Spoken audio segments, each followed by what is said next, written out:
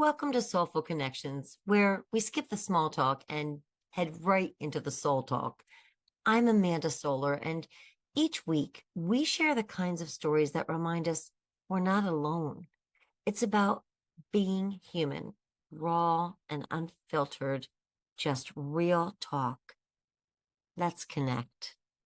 Connection.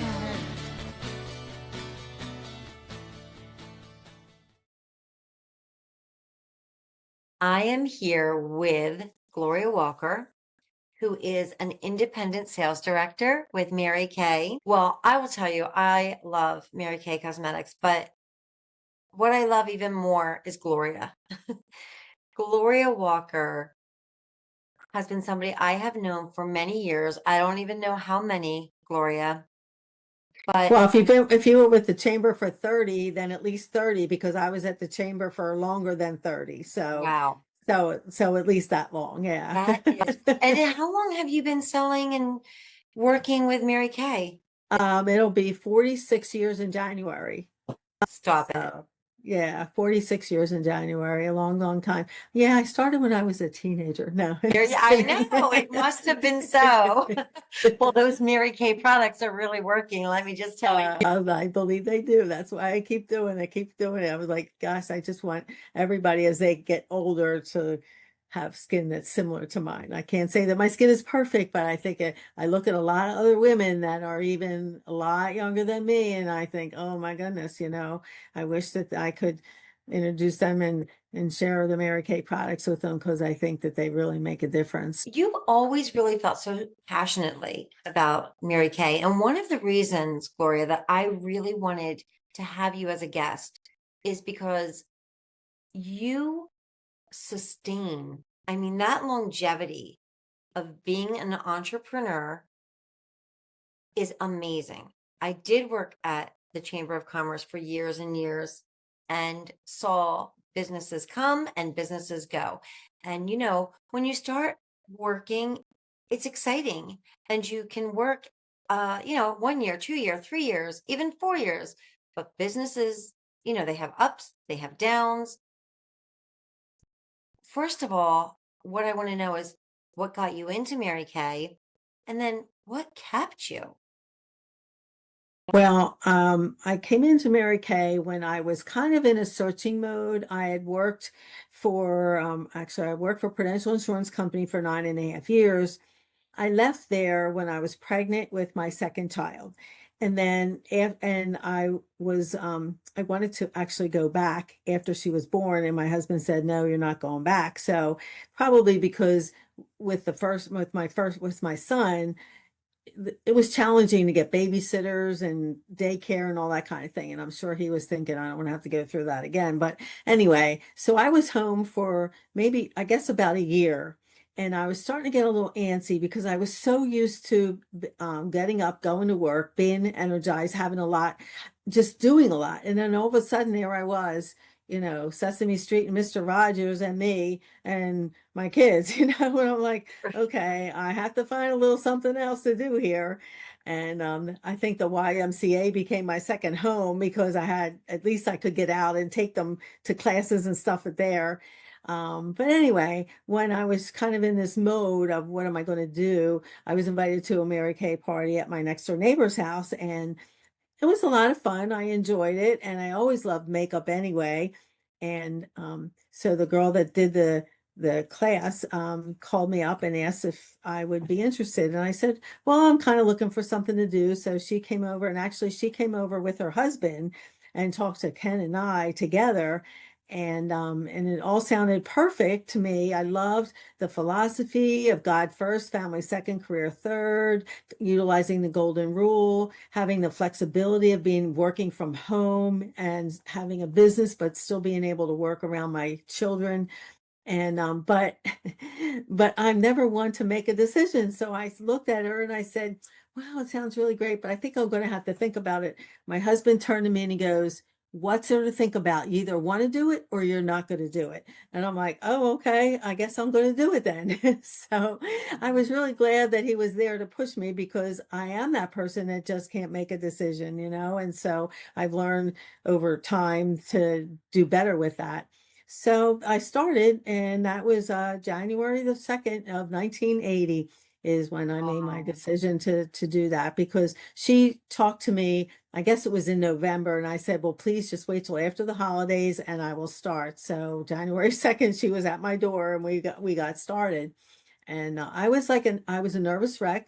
I was scared to death, even though I had been in administrative positions. I was a supervisor of Prudential. And so I had leadership positions there, but still I don't know, I just always, sales never appealed to me because I think my biggest fear was that people were going to think I was a pushy person, and I was like, Right. oh, I'm not like scared. I don't want people to think that, oh, here comes that pushy salesperson. Like I just never wanted to be that kind of person. And so it took me a while to get up my courage to finally call my first appointment. And I don't know why I chose her, but I chose my associate manager from Prudential. And I remember I remember, it's funny what you remember, but I remember her saying, okay, I will have a party for you, but I'm a avid Clinique user and I am not switching. I said, oh, that's fine. I don't care. I just need to practice. I need some people to practice on.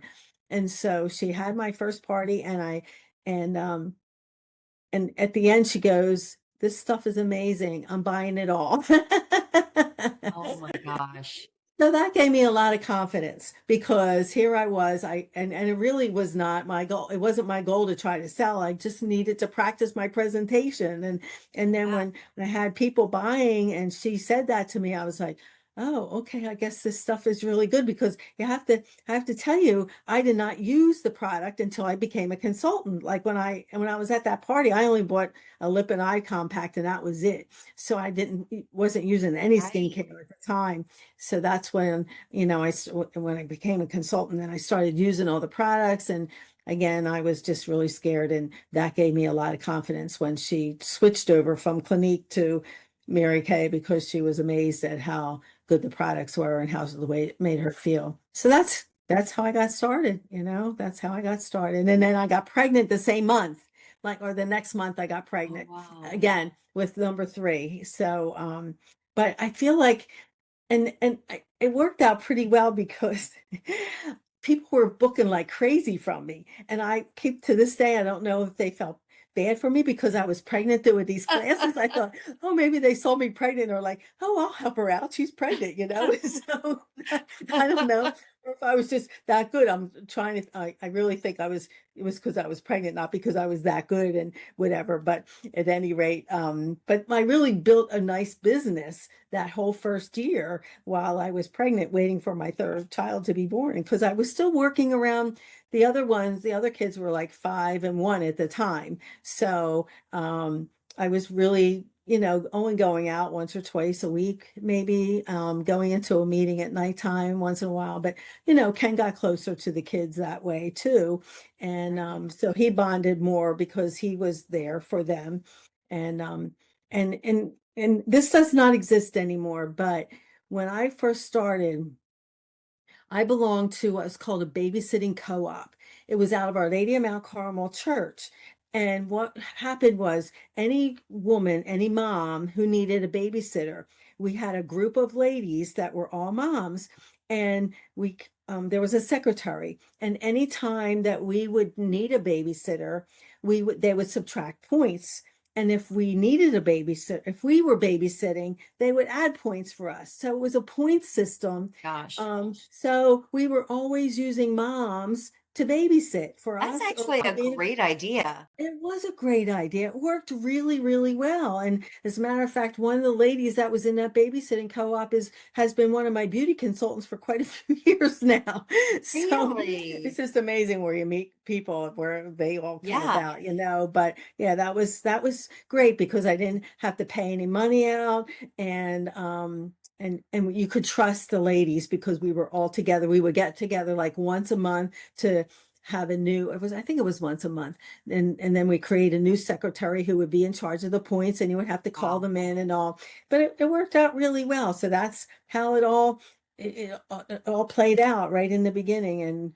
And so as I grew older, then I was able to I was like, I loved going to the parent council meetings at the schools, especially like in the middle schools and the high schools, so you could really keep on top of what was going on with the kids at that time, because I had the flexibility of being able to do that during the day. Yeah. And so and in the meantime, I was building and developing relationships with the customers that I was working with and serving.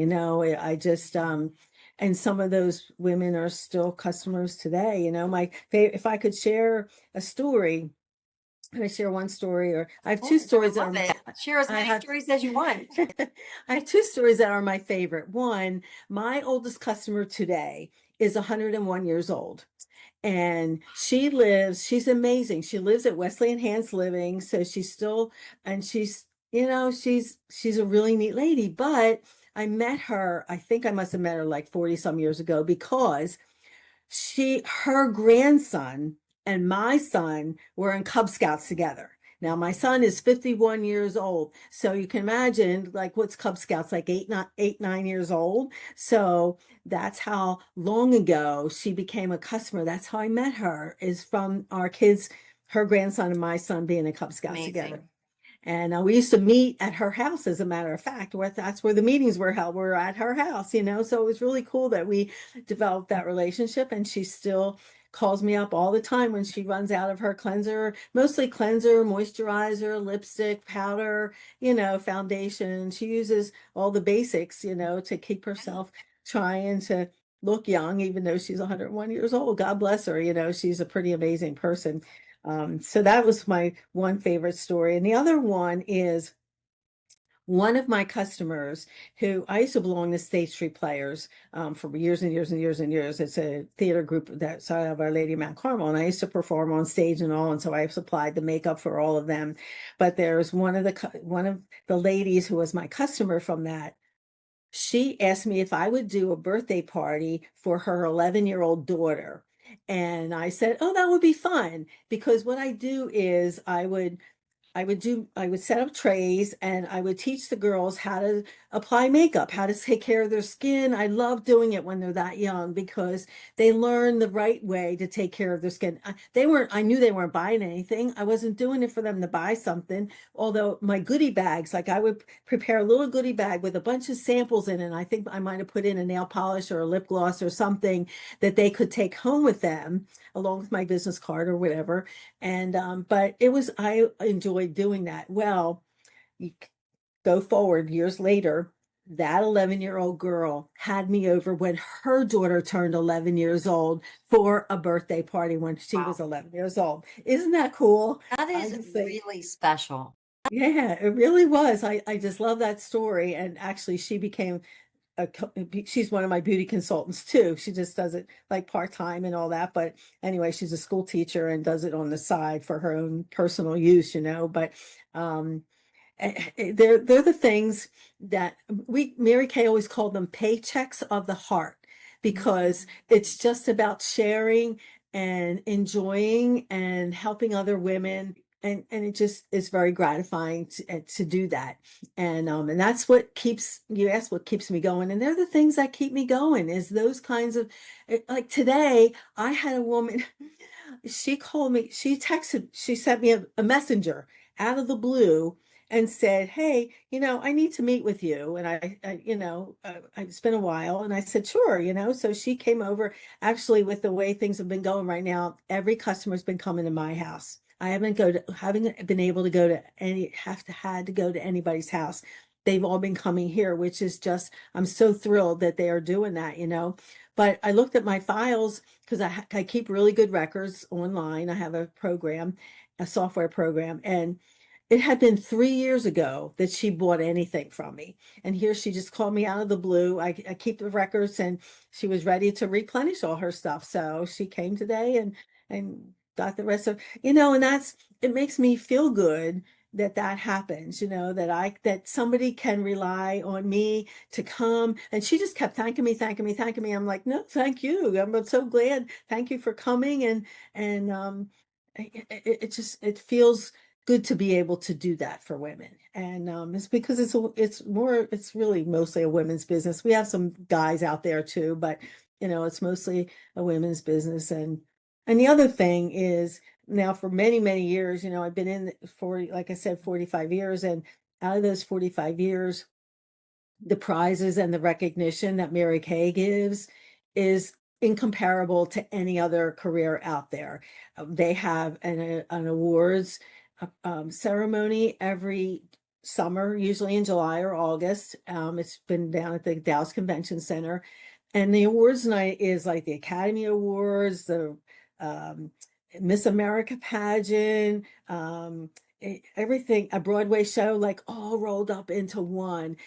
You've never seen, we even have, I think we outdo the Academy Awards for glitz and glamour that night. I mean, Yeah. everybody's in their sequency gowns and everything. And it's really awesome, the way that they do that recognition. And if you do a certain amount of sales, like every year I've been in the court of sales earning either a diamond ring or a diamond bracelet or earrings or something like that 27 times out of my 45 years. So, and I have to tell you, the very first time in the very beginning, years and years, I think the first time I did it was in 1986.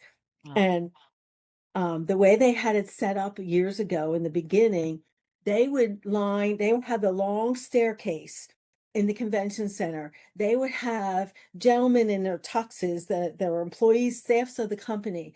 They would be on every other step. And they would call your name. You would come out on the top of the stage. You would kind of wave. And then you would come down the stairs. And those guys would pass your hand one to the other as you came down those steps. I mean, it was like, it was like you were Cinderella. It was just, yeah. just the feeling, like I get goosebumps now, even after all these years. I still remember that first time that Yeah. happened. And but that's it kind of changed over the years too. They they don't have the big long stairs anymore. You come out onto just a stage and whatever. It's not the same as it used to be, but still, it was just an indescribable feeling, and it just made you want to do it again and again and again and again. And you realize, hey, if I could sell that much one year, I could do it again, and I could do it again, and I could do it again. Amazing. And so that has been that's I've earned the use of 14 cars over my career. So because every 2 years you can get to requalify for a car. It's been a few years since I've earned one because of life and things change and all that. But it was nice not to have a car payment for 14 times. So that's 28 years of not having a car payment. That's a long period of time, to be Yeah. able to do that. And and because they took it back every 2 years, you never had to change the tires or brakes, or like you never had to do any maintenance on the car. You Yes. just had to put in the gas and change the oil. And Mary Kay paid for all the inspections and the registration every year. So it was like a really nice, like it was a nice perk, a nice little benefit that we have. And I mentioned about the fact that the last few years have been difficult to be able to focus on doing that because of life changing and everything at home here. But that's one of the other benefits, is that like I've built up such a wonderful customer base that even during COVID in 2020, you know, customers were still using some skincare. They weren't maybe using glamour at that time, but most women want to take care of their skin because they knew they were going to be back out there again. They wanted to stay Right. young, so Yeah. they kept using their skincare. And but so customers were loyal then, and now they've been keeping me in business over the past year. Like I just had, and for those of you who don't know, my husband has been home and I'm not even going to say what's wrong, but anyway, he's Yeah. been Well, very he's ill. ill. He's So had an he illness. is, he's very ill. So I've had to take him to a lot of doctor's appointments. He can't drive, so I have to take him a lot of places and all. So I haven't been able to be out there networking like is my favorite thing to do. So Yeah. I've just been relying on my customers. Well, this summer, my summer sales were the best they've been in like 10 years. Just from customers getting in touch with me. Oh, I need this. Can I come over? I want to try something new. So Yeah. I just it's heartwarming to know that I've done my job, I've built my business, and then I have those customers that are supporting me when it's difficult for me to be out there, like trying to find some new people, and it's servicing my customers and getting new customers that brings you to the and having an awesome open house. I have an open house every Christmas time, so that combination is what put me into the sales course, so that all those years I would earn those diamond rings and stuff, just because of the way that I worked my business. So, and I've been really talking. I'm sorry, Amanda. I've really been going on and on and That's on. So, perfect. That's what we do on podcast, Gloria. That's all we do. all right. You know what I Anyway, was thinking when you said that you were with the State Street Players, yeah. and I was just thinking about the theatrical, aspect of Mary Kay, and just that you have that interest in theater. Like when you were a little girl, what did you want to be or do? Oh, well, let me tell you, when I was 11 years old, I will never forget this either. I told you there are some times in your life, you probably could agree, there's some times in your life that you do not forget. When I was 11 years old, I wrote, directed, and acted in a play in sixth grade when I was in grade school. I wrote my play. I picked my characters. We had rehearsals we called them a rec room back then, in my Yeah. house. And then we put the play on for school, and it was all about the Easter Bunny. It was all about the Easter Bunny. It was so silly, silly, silly, but that's how early I wanted to be part of the acting world. And when I was in high school, I had the lead role as a senior in the play. It was not a musical because I'm not a singer.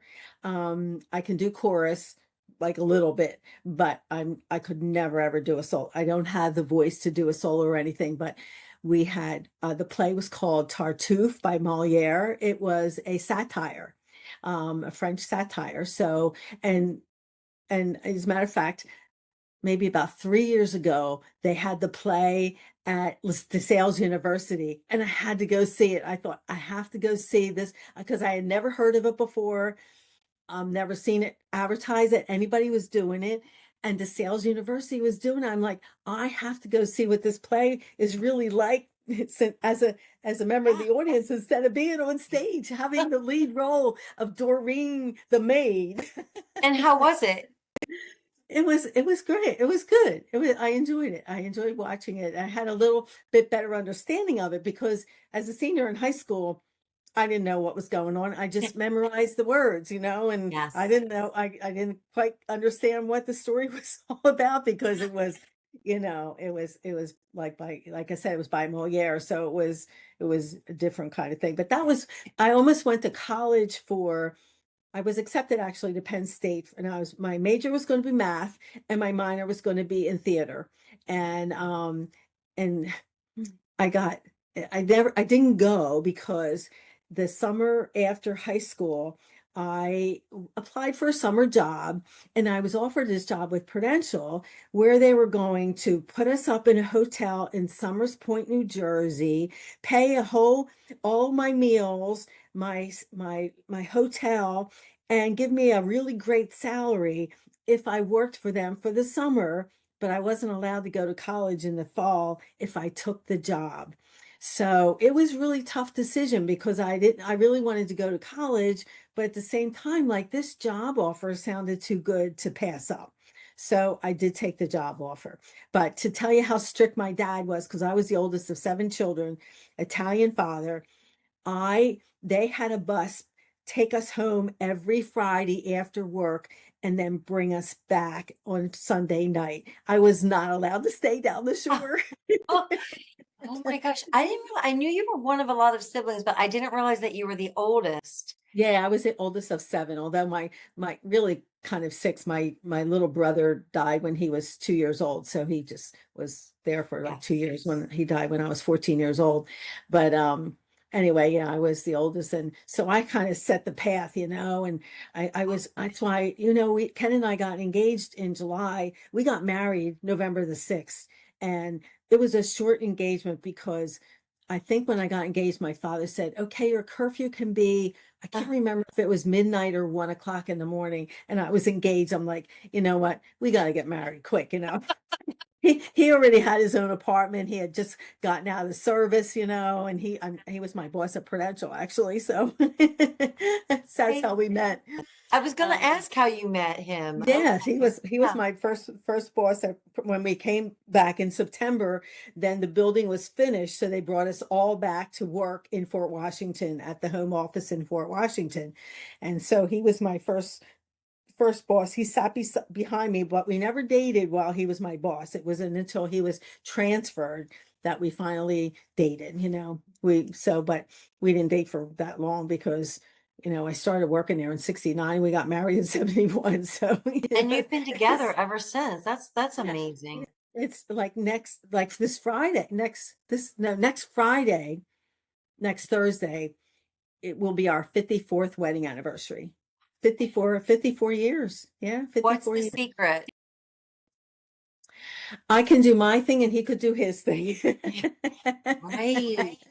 Well, I just feel like we're together, and I think we just always respected what the other one wanted to do. Like he would go on his golf trips or he would go fishing, and I would go to my Mary Kay seminars, and I would have my appointments, my Mary Kay appointments. And so I just respect that he respected my business for me. And I really believe that that's what held us together, is that we hardly ever really argued, so to say, because I didn't ever like to be talked down to, or I just never liked to be in an argument, so we right. hardly ever argued. We had disagreements sometimes, but I don't know, I just feel like, we raised our 3 kids and they're doing fairly well. So I don't know, I just it's been tough for him this past year because of his, not being well, and he's so used to being like, he used to do everything around the house. I mean, he was Yeah. like Mr. Handyman galore, and now he hasn't been able to do anything. And it's the first time I've had to cook in 20 years because except for weekends, like he made a deal when he retired in 2001, because he retired in 2001, that if I was okay with him staying home and not getting a job, he would cook and clean up and everything Monday through Friday, since I was still working, and I would just do the weekends on Saturdays and Sundays. So we've had that for ever since 2001 until last year when he had his accident. So um it's been different for me to Yeah. like it takes a lot of time to think about what am I going to make for dinner, and I'm going to make it, and then it breaks my concentration because I'd always be in the office when he'd come down and say, okay, dinner's ready, and so that's been Yes. a change and adjustment for me, but it's okay. And I think, I believe he's really frustrated that he can't do all the things that he used to be able to do, but we're taking it a day at a time, and we're just hoping that, that's all it's about, is just getting comfortable. And, he just gets so tired all the time. That's the biggest, the downside mostly, is just getting so tired. But anyway, but that's how we stayed together for so long. I really believe that's what it is just respecting each other's needs and wants, because we're very different. And so we each have different paths that we take, like, Yeah. so I didn't care that he would go away. And we would also we used to go away together, just as a couple, every so many years, because I had parents and he had a sister that could babysit for our kids. So we would, take the time, just a weekend, like a couple like just a weekend, we would go to the Poconos, to one of those honeymoon resorts, and so we would do things like that. Just to, I think that replenished us too. And anyway, that's The thing that you're reminding me too, Gloria, that I really love and admire about you is that you are so like brave and intrepid. In other words, you'll go somewhere by yourself. And whether it is like the play in DeSale, I don't know if you went by yourself, but I can picture I you. brought a girlfriend. I did bring a But girlfriend with me. didn't Yeah. you go to Israel? Am I remembering that you went to Israel? Well, I did. We went to the Holy Land, but I went with St. Joe's Choir. Yeah. So it wasn't that I went by myself. Yeah, but it's still, to me, Yeah. that's still like you're leaving him at home and you're going and, Well, yeah, he you allowed me know, to go. He did, I mean, I always say, "Do you want to go?" Like it's not yes, like I say, "Oh, well, I'm going, you can't go." you're not invited. I know, no, as a matter of fact, like our church, Our Lady of Guadalupe is having a dinner dance next week, celebrating the anniversary of the church, and like I didn't sign up, I didn't sign up, and I asked him, he doesn't want to go, so I hadn't been signing up, and ran into a couple of friends on Sunday at church yesterday, and they said, "Come on, you can go. You can sit with us." And I'm like, "Well, I just feel weird just leaving them home, and going." But I did write my check today. I said, "Are you okay if I go?" Because I don't know. I've been really trying to be selective about Yes, what I do. I'm trying. yes, There's a lot of things I haven't been doing and I realize now how much I went. Like yes. I haven't been to a chamber and card exchange or a VIA meeting, although we're going together next week. They're having a speaker that does the tour of honor, is the speaker for the VIA luncheon. So I knew he would enjoy Yeah, that. So we're yeah, both going to go to that luncheon. I've been just really selective about what I do. So I'm trying to just do things that are related to business, taking care of my customers mostly, yeah. and doing my Bible study, and I have my BNI meeting once a week. So they're like, that's my spiritual, that's my business, and just fit in wherever I can, do whatever, because the rest of the time is taken up. So Is taken up. yeah. It lets me know too how much really you've probably spent really going on all cylinders if you think about your life, right? Right. I know. It makes me realize now how often that I really was out. And I think, oh my gosh, I need to thank him because now I realize how often I left him alone. Just chilling now. Probably relaxing. I mean, I love that you're saying, hey, this is who he is and this is who I am. And Well, that's it. And and he's a bed asleep by 9 o'clock at night, and I never go to bed before midnight. So, I kind of um, love that actually. I really do. I think that there's a lesson in there somewhere. You're not trying to mold one another to be the same. You're mm. celebrating who you each are. Right. Yes, I agree with you. I totally agree with that. And the only thing he's really enjoying now is for us to go out to eat because when he has a doctor's appointment, like at the hospital or the pavilion, if it's in the morning, he'll go, "Okay, breakfast." So we'd go out to breakfast. And then if it's at lunchtime, it's like, "Okay, we're going out to lunch today." So the only time he's really been getting out is like when he Yeah. has doctor's appointments. And I love to go out to eat too. So it's been kind of nice just to do that. Yeah. So, what do you think gets you through the hard times? Because you've had some hits, some really emotional things happen. What what gets you through? Faith. Yeah. I have to say, trusting God. I just trusting God. That's all. I don't know what else to say and how else to say it. It's just trusting, praying a lot, and having others pray for me. And I still have my times. Sure. I still have my times that I break down, but and it's like I guess I didn't trust today, but Well, I it's think also you do no. have to sometimes do that because it's healthy. I mean, you can't. Well, that's true. The grieving, like my grieving process, I have to get that out. I do Yes. believe I have to get my grieving out. So, um, and those that don't know, my daughter-in-law passed away last year, and she was like not just my daughter-in-law, she was one of my best friends. She became one of my best friends because she was one of my independent beauty consultants that was what gave me a purpose to go on, because she had goals and she wanted to move ahead.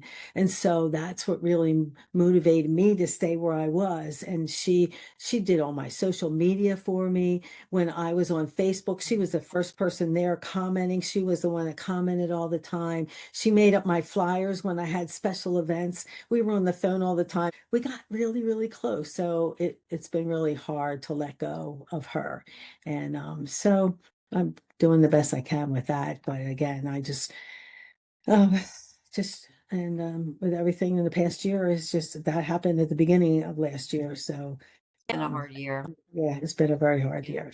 And I think that we don't fully understand. I think grief is something that we don't talk about enough, and we don't really always know how to hold it. It's a big, big, big emotion.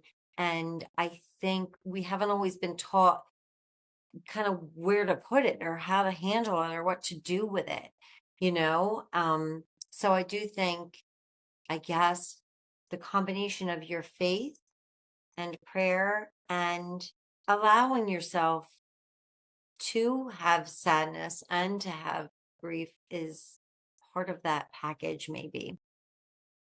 Yeah, you're right. So, So Gloria, what, this is a question I've been starting to ask in the podcast, and it's selfish. It's a selfish question because I named my business Soulful Living, partly because my last name is Solar, and I had to just, I always knew I would do something with that. you know what? That's so cool. Like I never made that connection that the Yeah. soulful is part of solar. Mhm. I was always thinking SOUL, even though it's SOL.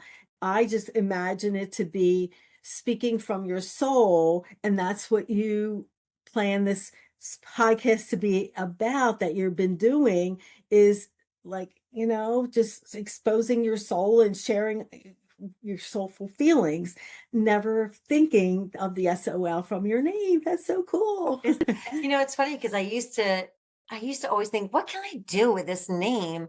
Because it's such a visual name to me too. And it's such a like spiritual name. I always felt that it was a spiritual name, you know? So there you go. Soulful Living came during the pandemic. And I kind of like the SOL, Hmm. like sun. And then it's, a homonym. It's Well, like that too. soul. That's right. That's Yeah. right. Yeah. It means the sun. Yes. There's a lot of meanings from that. Yeah. That's Yeah. great. So for you, what is soulful living in your life? I guess the I have to say that the primary is relationship with God and Jesus Christ has to be primary in that. And then the relationship of with my husband and my family, my children and my grandchildren. Um, they and then my career comes after that. But I feel like, just like Mary Kay's philosophies, where God comes first, and then your family comes next, and then your career comes. And I've been able to live that philosophy, I feel like, most of my life, and um I'm trying to spend as much time learning the Bible, learning the catechism, developing that relationship with Jesus, making him my friend, and um, sharing him, try to share him with others. I need help with that one so far. I'm not a great disciple so far. And then being here for my husband in this past year that I've had to be. And, I'm still fitting. One of the things I fit in, because I'm not fitting in the networking with Mary Kay, or for business purposes, is going to my grandkids' games. Like I feel like that I go to a game almost every weekend, because I want to spend the time with my grandkids. So that's really important to me. And so I and does that make sense? Does that fit the bill for what you were asking? That, first of all, that makes total sense. And it sums you up. That sums you up, Gloria, because that is really how you are. You are a woman of faith. You are a woman who embodies the importance of family, and you are really an admired professional.